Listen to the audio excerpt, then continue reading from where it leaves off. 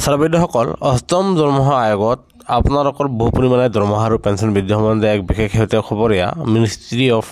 personal public গ্ৰিভেন্সেছ আৰু pension ডিপাৰ্টমেণ্টৰ ফালৰ পৰা ইয়াৰ ডেটটো চাব আপোনালোকে যোৱা 3 জুলাই 2025 তাৰিখে এক বিশেষ শেহতীয়া খবৰ প্ৰকাশ পাইছে আৰু যিটো এয়া চাব to the chief secretary all state government আৰু য'ত আপোনাৰ যি বিষয়বস্তুটো সেয়া আমি পোনে আপোনালোকৰ মাজলৈ লৈ আহিছোঁ য'ত লিখা আছে এয়া চাব filling up of the 4 posts of under secretary in the 8th Central Pay Commission CPC on deputation basis under the Central Staffing Scheme under expenditure regarding য'ত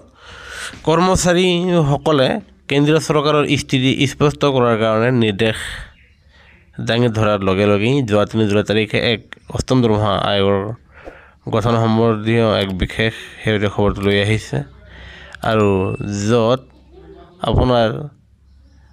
অষ্টম দৰমহা আয়োগৰ অধীনত সেই 4টা পোষ্ট ফিল আপ কৰাৰ কাৰণে এই জাননী প্ৰকাশ পাইছে আৰু সেয়েহে আবেদন পত্ৰ জমা দিয়াৰ শেষ তাৰিখ 31 তাৰিখ 7 মাহ 2025 বুলি ইয়াতে উল্লেখ কৰিছে আৰু সেয়েহে নিশ্চয় কৰ্মচাৰী পেঞ্চনাৰসকলৰ কাৰণে ভাল খবৰ যে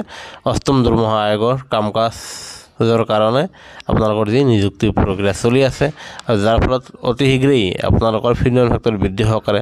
কৰ্মচাৰী আৰু পেঞ্চনাৰসকলৰ দৰমহা বৃদ্ধি সহকাৰে আপোনালোকে এটা ভাল খবৰ পাবলৈ সক্ষম হ'ব সেয়েহে আপোনালোকৰ প্ৰতিটো খবৰৰ বাবে আমাৰ চেনেলটো ছাবস্ক্ৰাইব কৰি নাপাহৰিব